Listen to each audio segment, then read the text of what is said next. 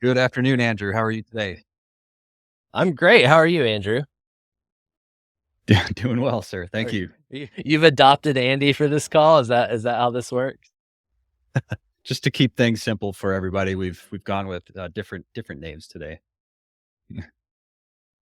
So we decided to get together and talk a little bit about smart buildings, building technology, standards, IoT, OT, and try to sort some of this stuff out for people and um, talk about what you're seeing and what you guys are doing in the market right now.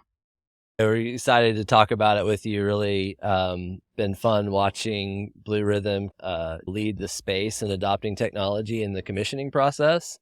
A lot of our customers tend to be commissioning engineering firms, folks who are offering continuous commissioning or monitoring-based commissioning services. And so there's a lot of overlap between, I think, our customer bases.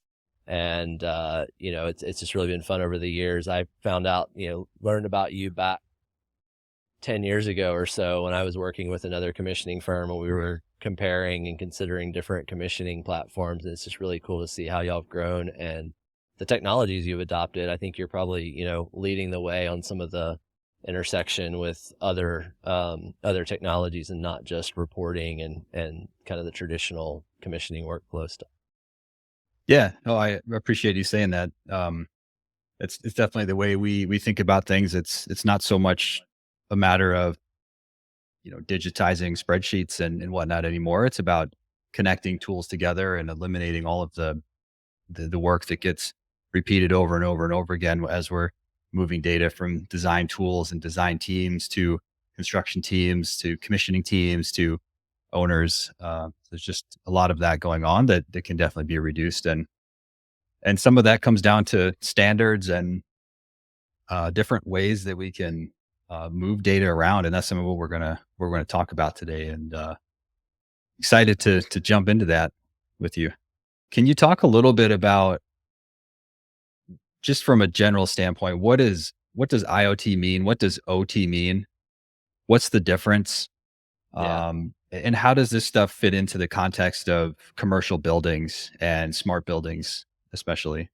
Yeah. So, in full transparency, because I have a lot of opinions about this, but I went and kind of checked some references before this conversation because I knew this question was going to come up. Traditionally, OT has meant physical or cyber physical systems in sort of uh, real world environments, plants, buildings, anything where you have, energy systems that are being controlled that are pretty critical, right? Like you can't, you can't have a high pressure steam line with the same reliability as like, your Alexa smart, doorbell or whatever. So, I think most people are with IoT at this point, in their home space. They have smart doorbells, they have smart light switches, they have, smart fridges and toasters and everything else that sometimes it feels like is getting shoved down our throats on that side of the world. But they're also really familiar with the pains of that. There's been so many high profile companies that have developed really interesting, potentially interesting, applications of IoT, and then for whatever reason don't have a good product market fit, don't quite reach the scale that their funders expected them to, et cetera. And then they disappear and all the infrastructure that ran that IoT platform disappears and people are left with, pretty expensive bricks.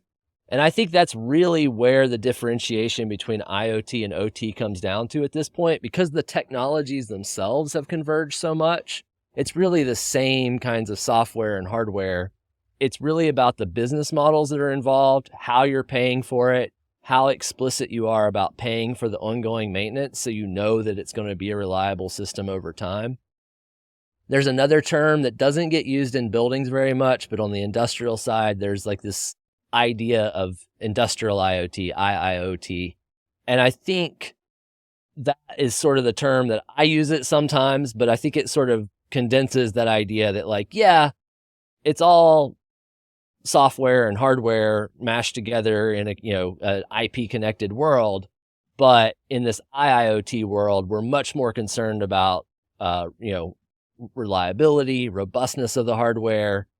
You know, what's the business model I'm buying it through? Is it something that's definitely sustainable? And I know this company's not going to go away next year, because that's stuff that costs you a lot if you're deploying this at scale in a commercial building. Yeah. No, that's really interesting and a good distinction because there is any of the vendors out there that are selling internet service or consumer products, electronic products of some kind. They have some kind of smart home automation products that you can stick on your home Wi-Fi network. So this is definitely a completely different category of product and solution and companies that are developing and selling and supporting these things. So that's And the cybersecurity needs, right? Like that's another a big differentiator, right? Like there's also been a lot of high profile cases where consumer cameras that are, $20 camera you can put on your Wi-Fi network, and then you find out that like everybody can watch your kids sleep. Is not a great story, and that certainly wouldn't fly if you're in a Class A office building, and your tenants find out you've deployed occupancy counting that can be accessed from anywhere in the world.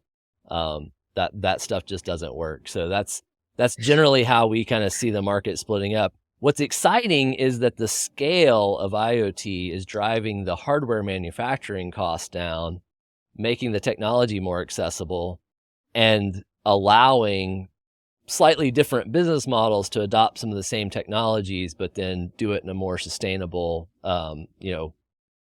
longer term view than the typical IoT startup has. gotcha. So are you guys working at Ace IoT? Are you guys primarily working with commercial buildings, or do you guys get into some of the industrial plants and a little bit, more industrial, non-commercial applications like you were talking about?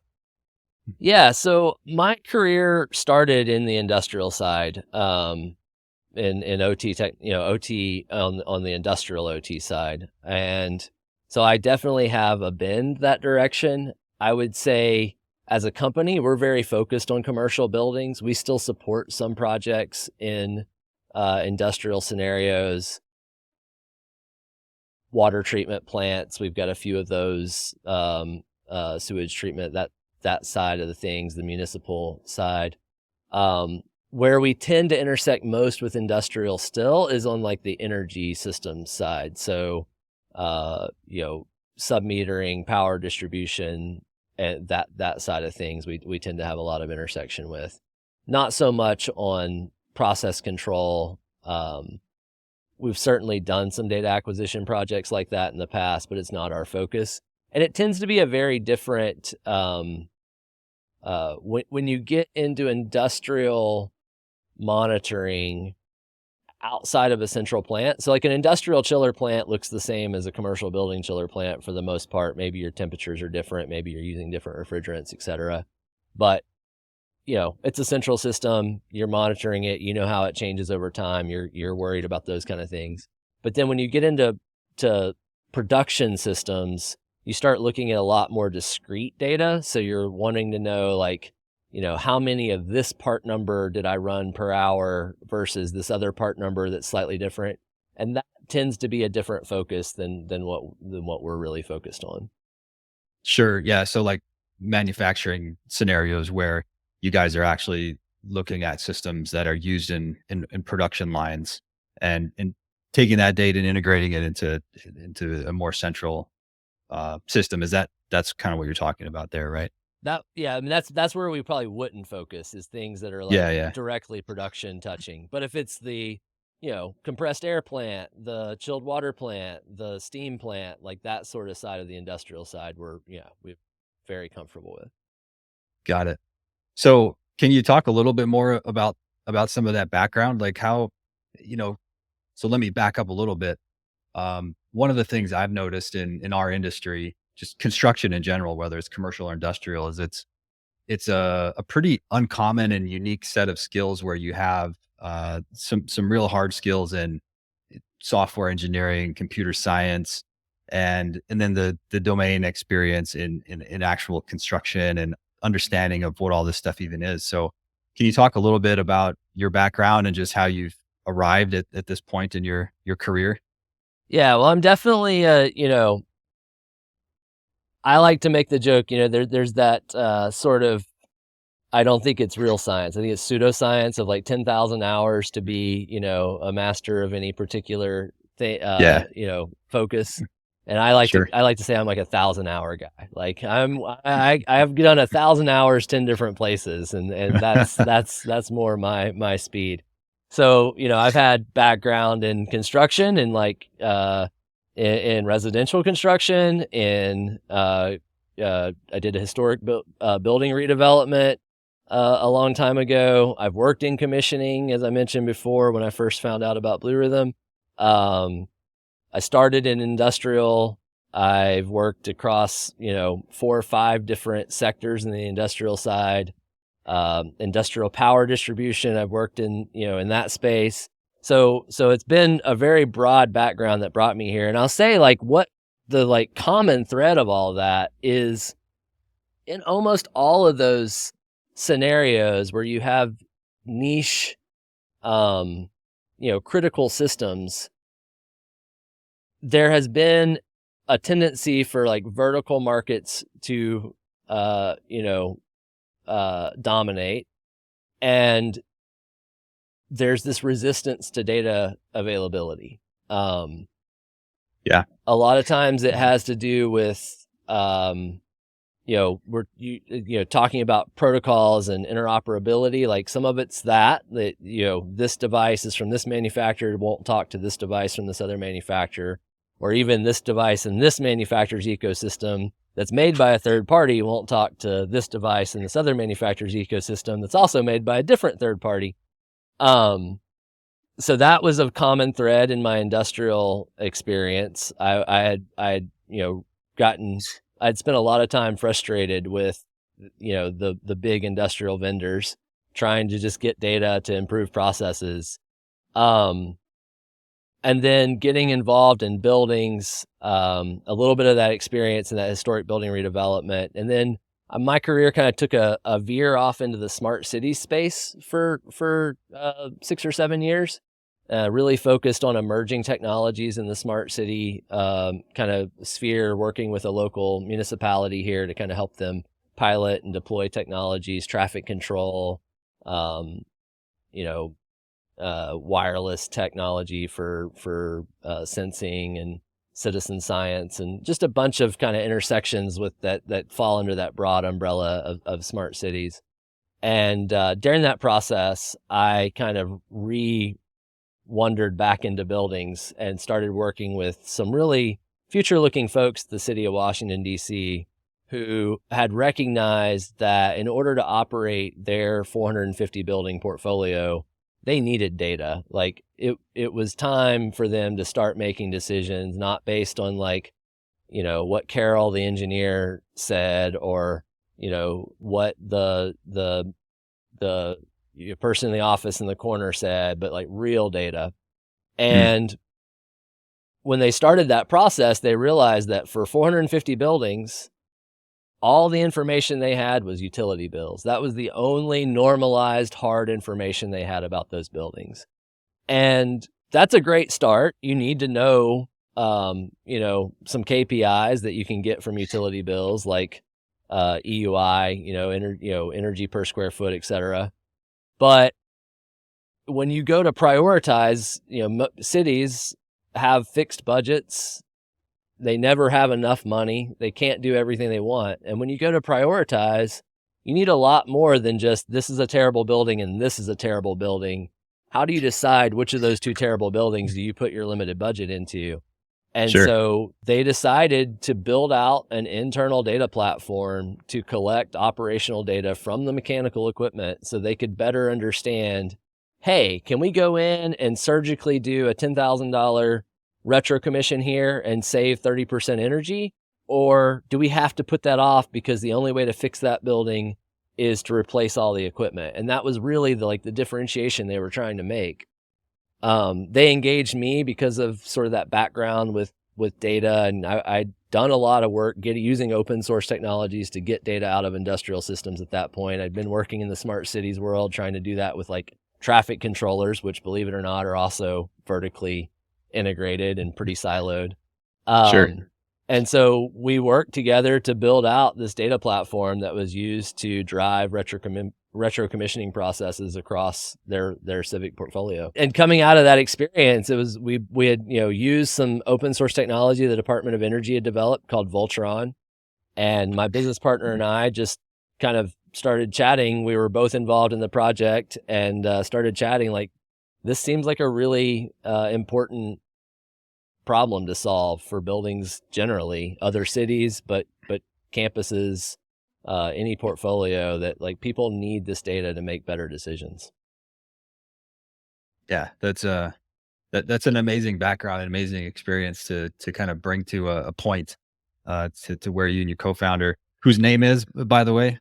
Bill McGuire, yeah, Bill. Yep, for you and Bill to found, Ace IoT Solutions. So that's really great. Trust me, like along the way, there were a lot of times I'd wake up like, what am I doing here?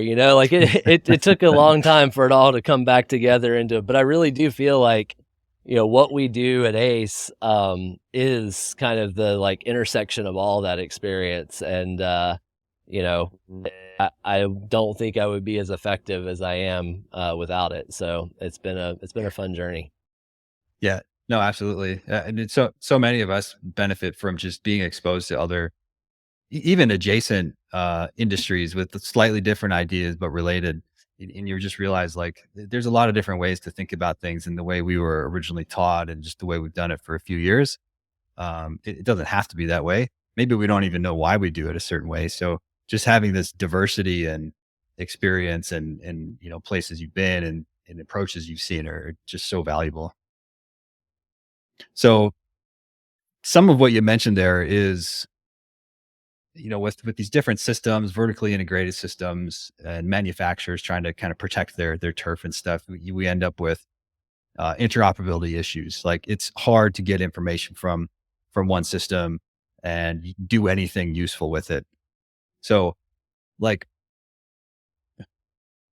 I don't know if we're going to solve that problem and talk necessarily go down the rabbit hole of why it's that way. I think a lot of us have good ideas already who are in the industry, but on that note, what are some of the important standards and guidelines related to interoperability that are driving some of the successes that we've had in recent years and some of the stuff that's coming down the pike related to interoperability and opening things up and opening standards up, adopting standards, across the industry.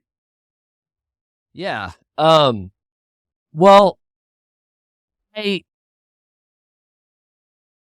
I guess there's a lot of classes of interoperability, right? There is, and I think I'm about to start quoting there. An important standard. I think important work, and honestly, like I was completely caught off guard by this. International Energy Agency's Annex 81 work, and one of the contacts I made through this industry, Matthew Gelnet, at Inside Energy up in DC, sort of laid out a really nice post walking through the findings of subtask A with Annex 81 recently. And it's just really great to see what the work that the committee did and putting it down to paper. Stuff that we've kind of picked up as an ethos at ACE, from the get-go, as far as where people should be focused on building infrastructure, the different kinds of interoperability challenges there are, kind of a data infrastructure first approach, I think, is another thing Annex 81 leads with that I think gets missed. A lot of people want to go straight to the applications and they get really excited about one particular application in their building. And then they find out that it takes a lot of infrastructure to run those applications. And if they did it with an application focus, you need the application, you need the use cases. Everyone will tell you, don't start building this stuff without a use case. But if you build for a use case and you don't think about the universe of use cases you're going to have, then you tend to deploy and do a bunch of work to enable one use case that's not reusable for other use cases.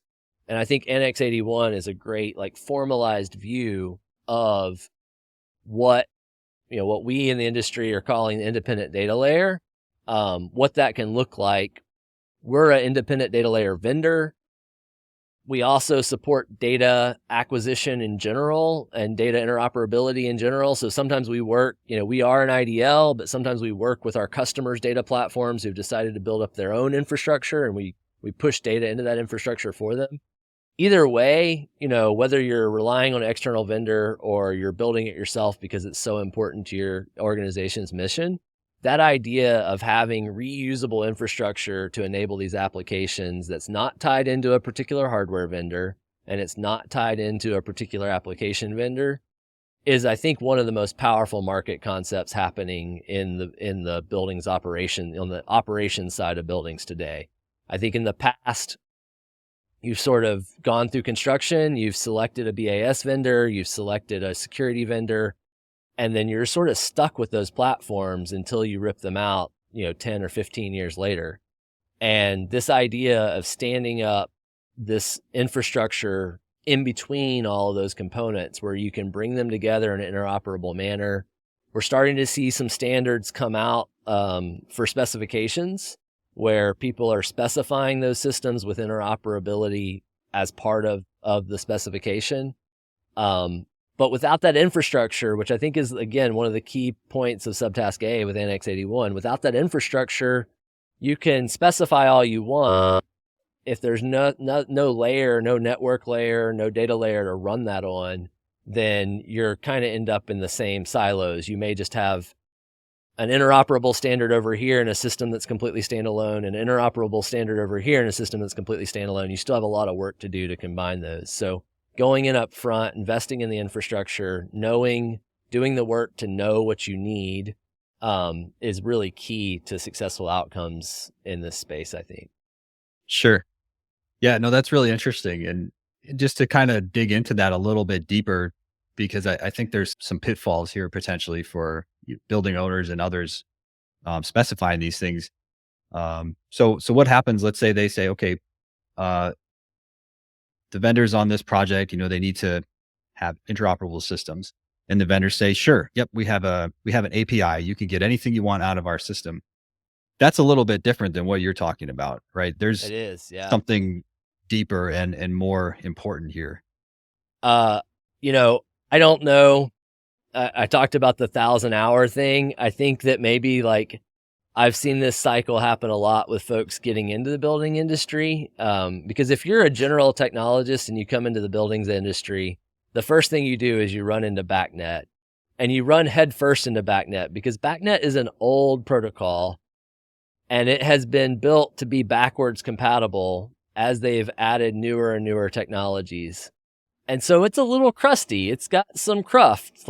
It's not, it's got a lot of things that someone can sit back and say BACnet is terrible. But Sure.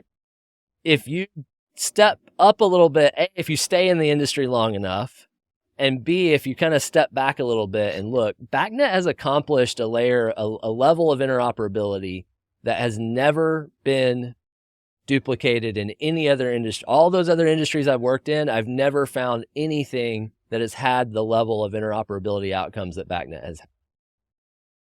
I say that to make the point that I hear a lot of technologists coming in the industry and they say that exact thing. Well, we have an API. We'll just integrate with that other API.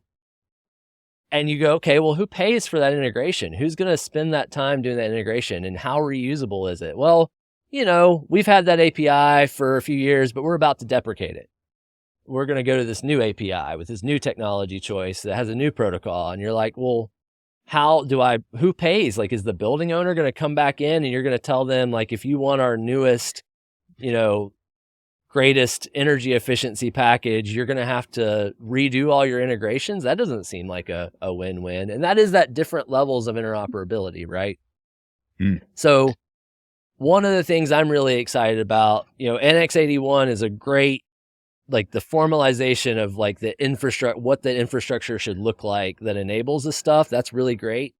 One of the things we haven't quite got there yet in the industry is really on the semantic interoperability. And that gets to a deeper level of, you know, regardless if you're using something like BACnet that is a truly interoperable protocol, or APIs that, you know, at least it's easy to hire people who can work with them. The semantic interoperability is what really allows the deployment of the applications to fly.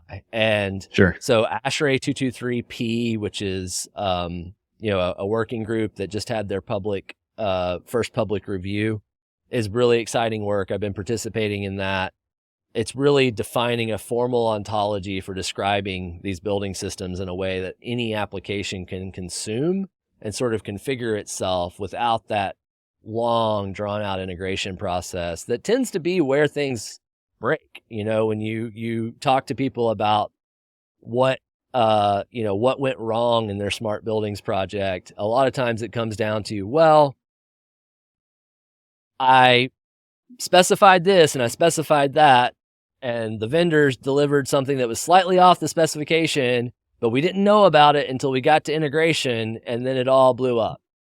Right. And so anything we can do to more formalize what we're specifying, formalize what we're specifying, and then formalize the protocols over which we're delivering that, and or in this case, that semantic layer that really allows you to know when the security system calls this a zone, a space, or whatever.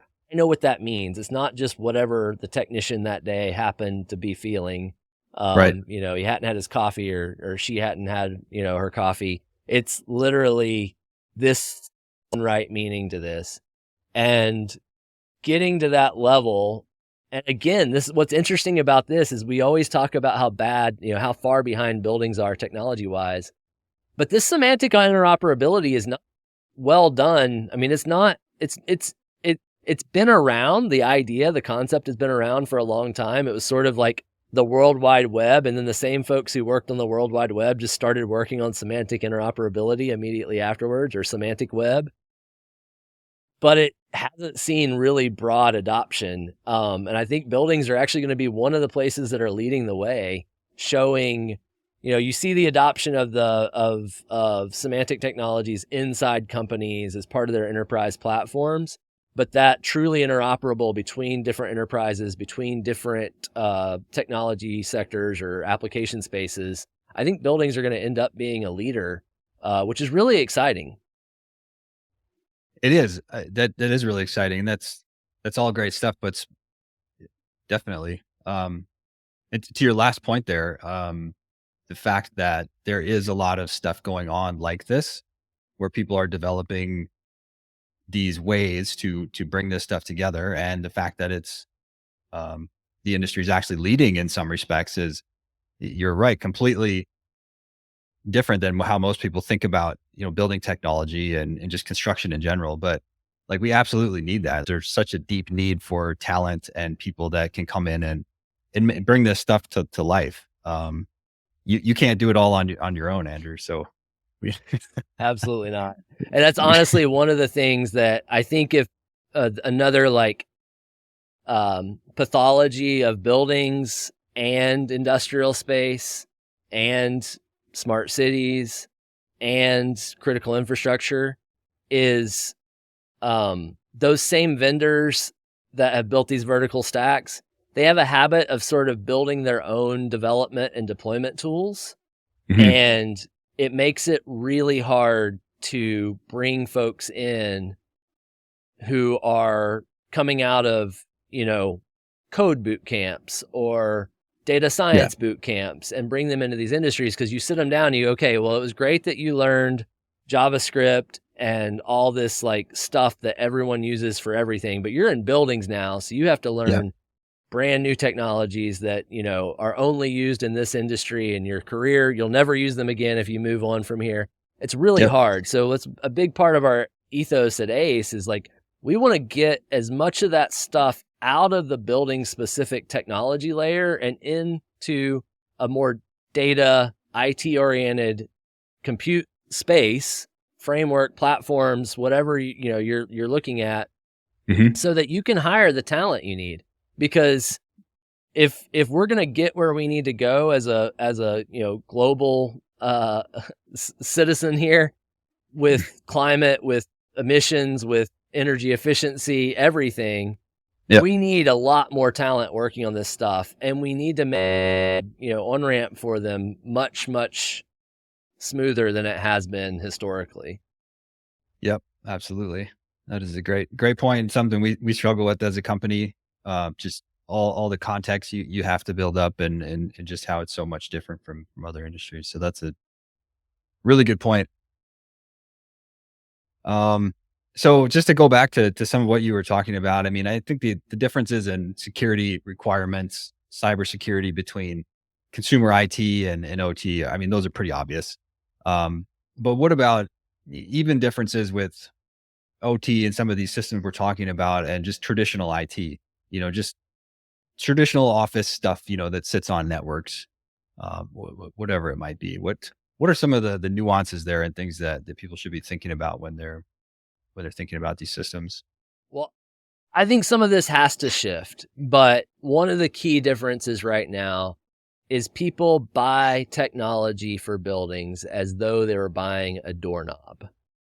And they expect to install a doorknob and leave the doorknob there for 15 or 20 years, and then they'll get a new tenant, and the new tenant will want a different color doorknob, and they'll replace the doorknob. And you Sure. can't do that with technology. You really have to have operations and maintenance built in to your procurement models. And right now, I feel like that's one of the biggest stumbling blocks for technology is that people procure things and then they don't have a model for how they keep them running well and keep them managed well. And this is where IT, managed service providers in IT are everywhere. Like most companies, they don't own their own printers, right? They lease a printer. When it breaks, they call the printer leasing company, and the printer, that they come fix it. Even workstations and desktops these days, it's very rare for a company to run their own. If they're not an IT company, it's very rare for them to run their own workstations and desktops because it's just more cost effective to farm that out to folks that's all they do. And I think right now we tend to find the maintenance and operations of technology systems in buildings are very opaque. You might have your controls contractor has an annual service contract, and it's the same contract for replacing broken temperature sensors as it is for like keeping updates on the server, and it's not really called out clearly, and there's not ongoing monitoring and maintenance. Like one of the reasons why people use managed service providers for desktops is because those managed service providers have call centers with people staffed 24/7. They have monitoring systems that are watching for phishing attempts, and they just bring all of that infrastructure to the table.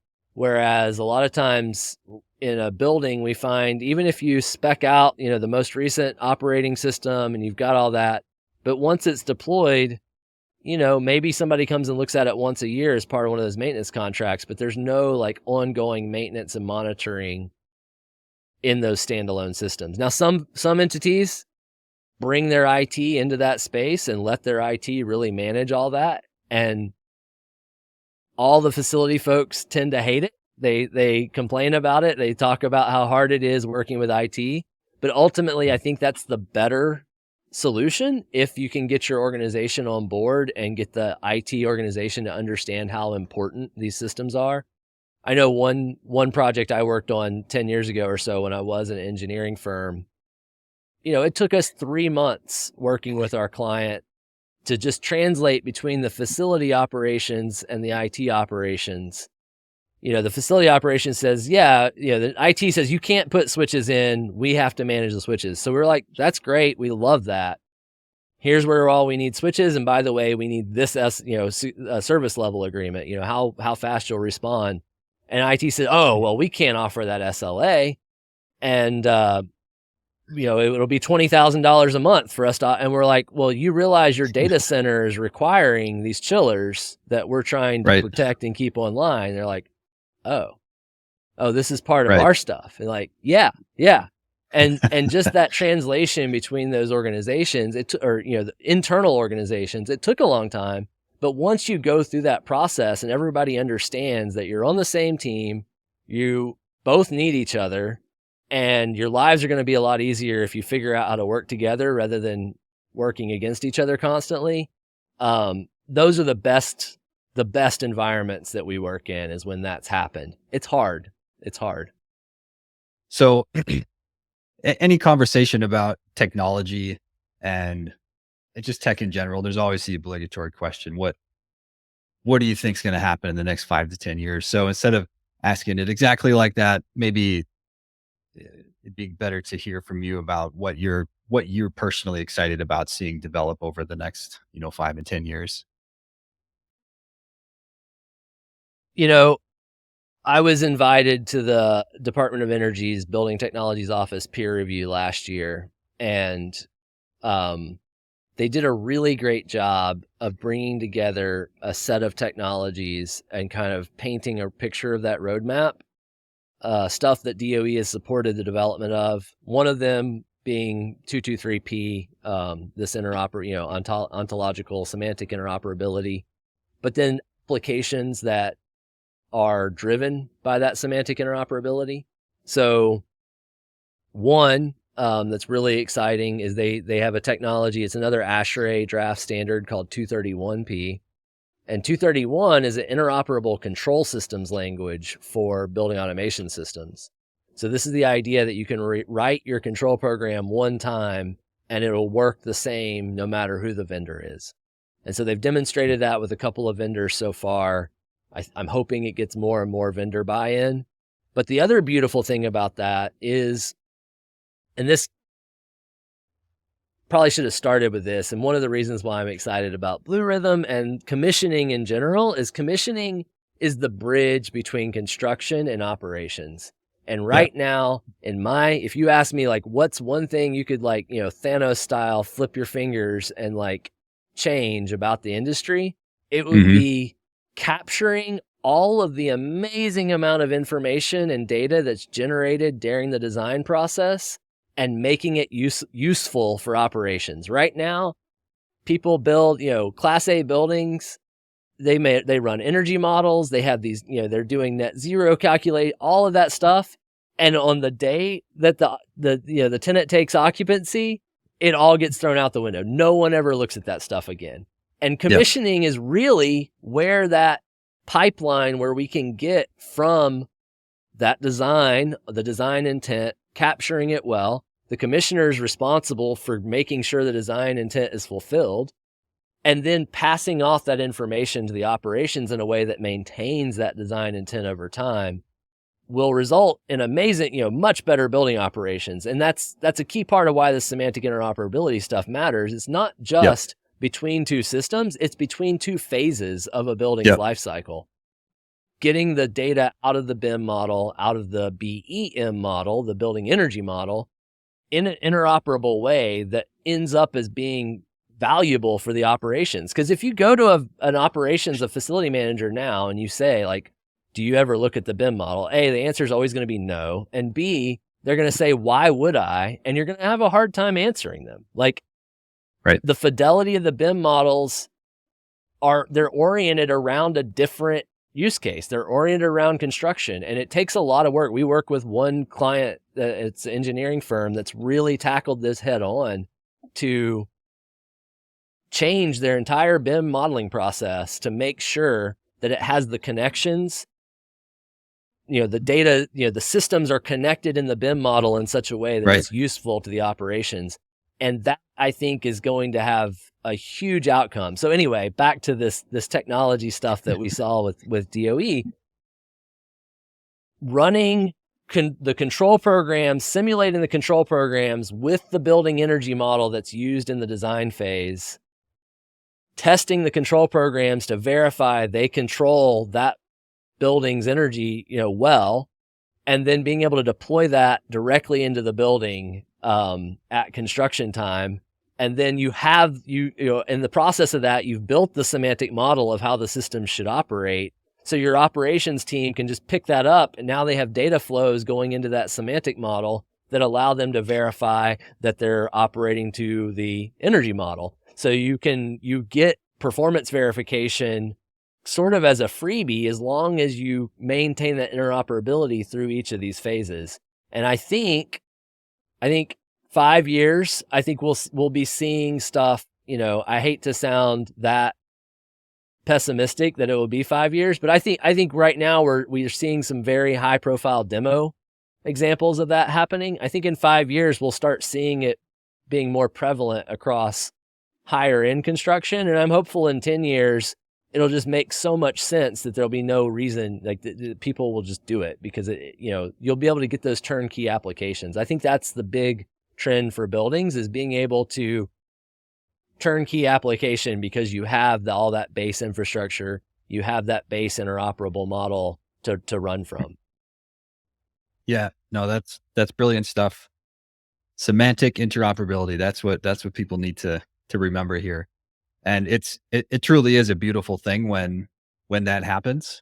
We're involved in some projects and some people that are kind of at the tip of the spear, pushing some of this. And when you can use the data from the design team in the BIM model all the way through construction, all the way to where it gets passed off to whatever platform or platforms that somebody's going to operate a building with, it just saves a tremendous amount of time. It's more accurate.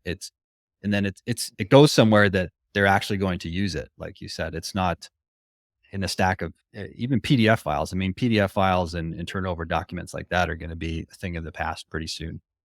And this is all part of it. That's good stuff.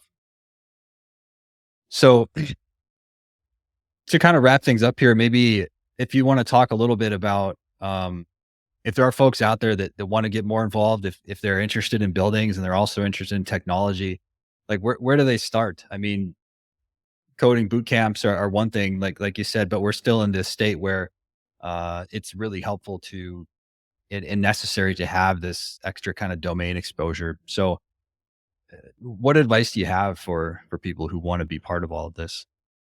That's a good question. One of the things I did, I'll plug, and we can maybe leave a link to this in the